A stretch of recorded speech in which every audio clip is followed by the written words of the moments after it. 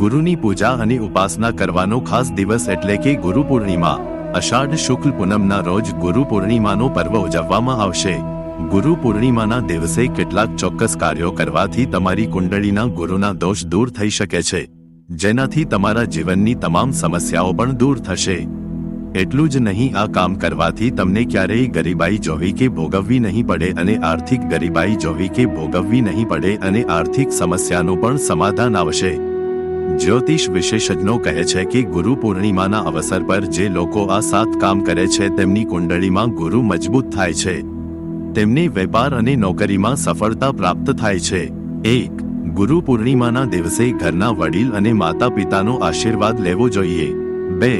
જેમનો ગુરુ પ્રભાવી ન હોય તેમણે ભગવાન શિવ, દત્તાત્રેય, વેદવ્યાસ, આદિ શંકરાચાર્યજી મહારાજ વગેરેના ફોટો સામે ધ્યાન કરીને પુષ્પ અર્પણ કરવું જોઈએ। 3. આ દિવસે લોકોએ હલ્દી કે કેસરનો તિલક કરવો જોઈએ, તેનાથી ગુરુ મજબૂત થાય છે। 4. ગુરુ પૂર્ણિમાના દિવસે ઘરમાં ચંદનવાળી અગરબત્તી કે ધૂપ પ્રગટાવવી જોઈએ, આ સાથે જ પીળા વસ્ત્રો પહેરવા જોઈએ। 5. ધન અને ઐશ્વર્યની પ્રાપ્તિ માટે ગુરુ પૂર્ણિમાના દિવસે ઘરના ધન કે તિજોરીમાં પીળા રંગના કપડામાં હલ્દીને ગાંઠ મારીને મૂકવું જોઈએ। 6. આ દિવસે શ્રીમદ ભગવદ્ ગીતાનું પઠન કરવું જોઈએ, તેના લીધે ઘરમાં સુખ, શાંતિ અને સમૃદ્ધિ પ્રાપ્ત થાય છે। 7. ગુરુ પૂર્ણિમાના દિવસે પીપળાના ઝાડની નીચે જળ અર્પણ કરવું જોઈએ અને ઘીનો દીવો મૂકવો જોઈએ। આવું કરવાથી ભગવાન વિષ્ણુની કૃપા પ્રાપ્ત થાય છે। ગુરુ પૂર્ણિમાના દિવસે તમારા કપાળ પર કેસર અને પીસેલી હળદરનો તિલક લગાવો, કારણ કે પીળો રંગ દેવગુરુ બૃહસ્પતિ સાથે સંબંધિત છે। પિતા, ગુરુ અને દાદા દાદીના આશીર્વાદ લો। ભગવાન વિષ્ણુની કૃપા મેળવવા માટે પીપળના ઝાડને જળ ચડાવો।